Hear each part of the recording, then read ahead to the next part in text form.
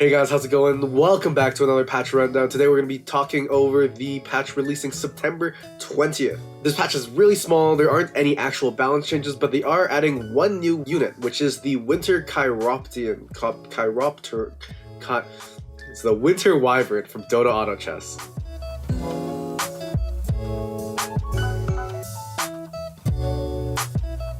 So following the trend of the Dota Auto Chess following directly in the footsteps of what it released previously on Dota Auto Chess, we can be pretty certain that the Winter Chiropractor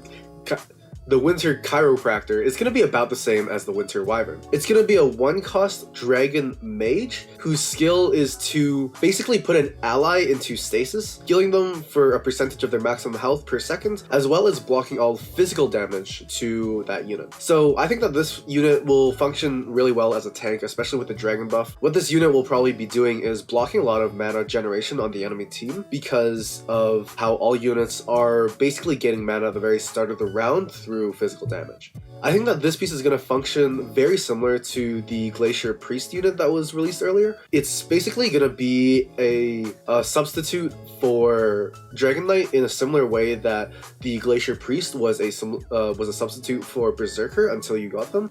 Both of them actually being 4-cost units. What this unit's going to let you do is very consistently let you run the Dragon synergy at the very start. Venom's AI allowing it to target very important units, as well as Shining Dragon's very good ultimate, makes it so that the Dragon synergy is probably going to actually be pretty impactful and let you survive for a little bit longer in the early game until you get the Dragon Knight. A lot of the times Dragon compositions struggle to find that Dragon Knight, and similar to how the Glacier bonus was before the release of the Glacier Priest, will just increase the consistency of Dragon pieces. The important thing to note right now is that Dragon pieces are actually very strong. Arguably the strongest build right now is Dragon Mage Warrior. So I think that chances are this will only help solidify that composition as the strongest composition. The only problem with that composition is it's very expensive. It uses a lot of very expensive units and is a little bit inconsistent because of how hard it is to get that Dragon synergy early.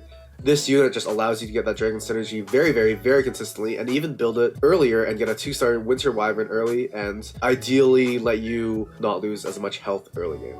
With that being said, I think I'll just really quickly cover over what I think the strongest builds after this patch are going to be. This is pretty similar to the strength of all the builds before this new unit is being released, but I think that it's just going to make dragons a little bit stronger. So first you have Dragon Mage or Dragon Mage Warrior. The Warrior aren't very important, they're just basically the front line. The notable parts of Dragon Mage are Dragon Knight, Shining Dragon, Venom, Tortola Elder, and the Thunder Spirit if you want to run it. And then it uses the classic 3 warrior frontline with Doom Arbiter, Werewolf, and Pirate Captain. The important thing to note with this composition is it reaches 3 dragons, 4 mage, 3 warrior, and 4 human as well. So it's a very versatile build with a lot of damage, and if you can get mana regeneration items on Tortola Elder, you don't need to run the source, which makes this build very strong. Number 2, I think, is probably going to be Feathered Hunter. They're not touching Feathered or Hunters at all. This build is already very strong, and actually relatively consistent.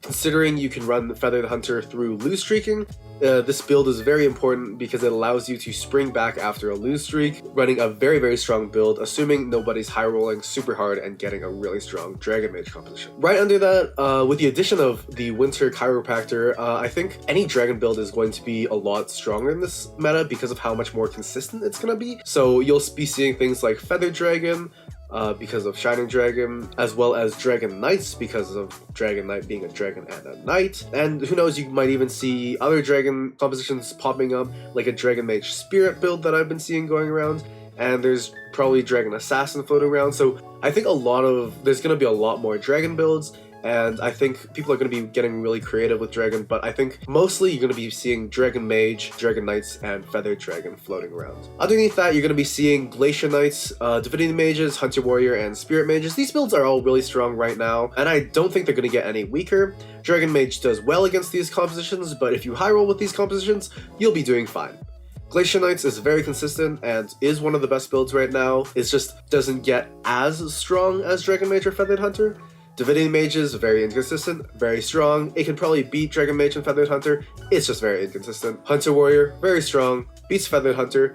beats a lot of knights. It has the potential to beat mages because of how easy it is to run the marine buff using Siren, Tsunami Stalker, and Abyssal Guard. Spirit mages, strong build. Probably gonna fall off a little bit because of how much better Dragon's gonna be, so you just might as well run Dragon, but you'll probably see 2 spirits. Things like Thunder Spirit, Dark Spirit, or Thunder Spirit and Stone Spirit. After that, I think it might be Assassins. Assassins are actually seeing a little bit more play recently. The builds before Assassins actually really struggled against. They had a kind of rough time against Glacier Knights as well as Feathered, unless they got really lucky.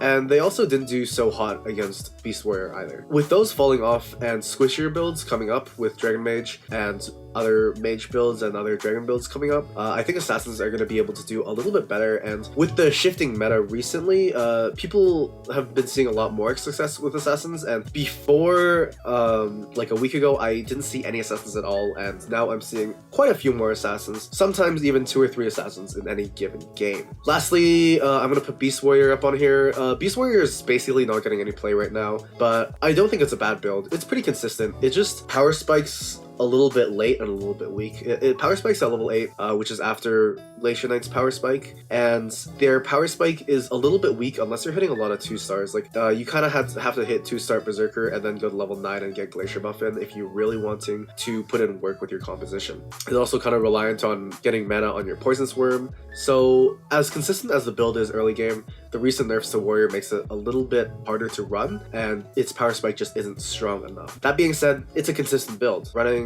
Werewolf, Tusk Champion, Swordsman, early warriors that are very, very strong, I think it's worthy of being put in the spot here because I think I'd be doing it a disservice if I wasn't putting it here. That being said, thanks for watching, guys. I know this was a really short patch rundown, but there just really isn't anything going on in this patch other than the addition of 1 unit. So with that being said, I hope you guys enjoyed. Make sure to subscribe to keep note of whenever more content is being released. But until then, I'll see you guys in the next one. Thanks for watching.